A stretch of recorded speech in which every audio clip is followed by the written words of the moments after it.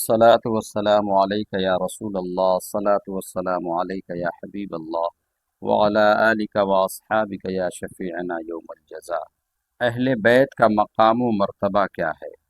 ہمارے پیارے رسول کریم صلی اللہ تعالی علیہ وسلم نے فرمایا،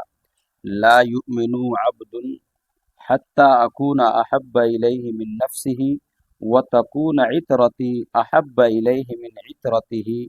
وَأَهْلِي أَحَبَّ إِلَيْهِ مِنْ أَهْلِهِ وَذَاتِي أَحَبَّ إِلَيْهِ مِنْ ذَاتِهِ۔ یعنی کوئی شخص مومن نہیں ہو سکتا جب تک کہ مجھے اپنی جان سے میری اولاد یعنی امام حسن اور امام حسین رضی اللہ تعالی عنہما کو اپنی اولاد سے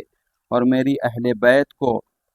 اپنے اہل سے اور میری ذات کو اپنی ذات سے زیادہ محبوب نہ رکھے۔ ہمارے پیارے رسول مصطفیٰ کریم صلی اللہ علیہ وسلم نے حضرت امام حسن اور حضرت امام حسین رضی اللہ تعالی عنہما کے ساتھ کو اپنے ساتھ میں لی رضی اللہ تعالی عنہما کے ہاتھ کو اپنے ہاتھ میں لیا اور فرمایا، من احبنی و احب ہذین و امہما و اباہما کان معی فی درجتی یوم القیامہ۔ یعنی جس نے مجھ سے محبت کی اور ان دونوں امام حسن اور امام حسین رضی اللہ تعالی عنہما سے اور ان کی ماں حضرت فاطمۃ الزہرا رضی اللہ تعالی عنہا سے اور ان کے والد حضرت مولا علی کرم اللہ تعالی وجہ الکریم سے محبت کی، تو وہ شخص قیامت کے روز میرے ساتھ میرے درجے میں ہوگا۔ سبحان اللہ۔ یعنی جنت کے جس اعلیٰ مقام میں میں رہوں گا اسی اعلیٰ مقام میں وہ رہے گا۔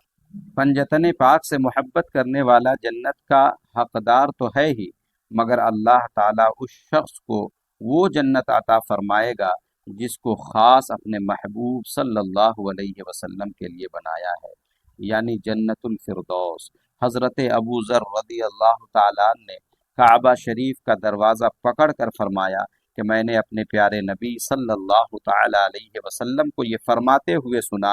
الا ان مثل اہل بیتی فیکم مثل سفینۃ نوح من رکیبہا ونجار ومن تخلف عنها ہلک۔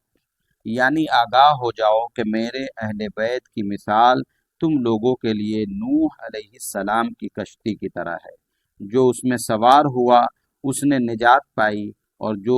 شخص اس میں سوار نہ ہوا وہ ہلاک و برباد ہو گیا۔ حضرت عمر فاروق اعظم رضی اللہ تعالیٰ عنہ بیان فرماتے ہیں کہ ہمارے پیارے آقا کریم صلی اللہ تعالیٰ علیہ وسلم نے فرمایا، اصحابی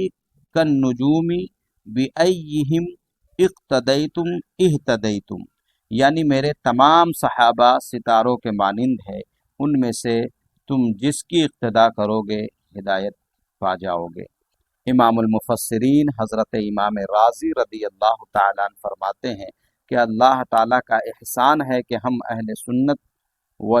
و جماعہ محبت اہل بیت کی کشتی پر سوار ہیں اور ہدایت کے روشن ستارے حضرات صحابہ کرام رضی اللہ تعالیٰ عنہم سے ہدایت حاصل کیے، لہٰذا ہم لوگ قیامت کی ہولناکیوں سے اور جہنم کے عذاب سے محفوظ ہوں گے۔ ہمارے سرکار احمد مجتبیٰ محمد مصطفیٰ صلی اللہ علیہ وسلم نے اہل بیت کی مثال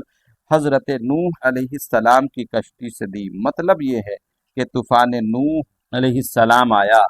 جو شخص کشتی نوح علیہ السلام میں سوار ہو گیا وہ شخص طوفان میں برباد و ہلاک ہونے سے بچ گیا۔ اسی طرح طوفان قیامت آنے والا ہے، تو جو شخص آج اس دنیا میں محبت اہل بیت کی کشتی میں سوار ہو جائے گا وہ شخص کل قیامت کے دن طوفان قیامت کی تباہ کاریوں اور بربادیوں سے ہلاک و برباد ہونے سے محفوظ ہو جائے گا۔ اسی طرح طوفان قیامت آنے والا ہے، تو جو شخص آج اس دنیا میں محبت اہل بیت کی کشتی میں سوار ہو جائے گا وہ شخص کل قیامت کے دن طوفان قیامت کی تباہ کاریوں اور بربادیوں سے ہلاک و برباد ہونے سے محفوظ ہو جائے گا۔ اور یاد رکھیں کہ حضرت نوح علیہ السلام نے اپنی کشتی میں اس شخص کو بیٹھایا جو مومن تھا، لا کلام بے شک و شبہ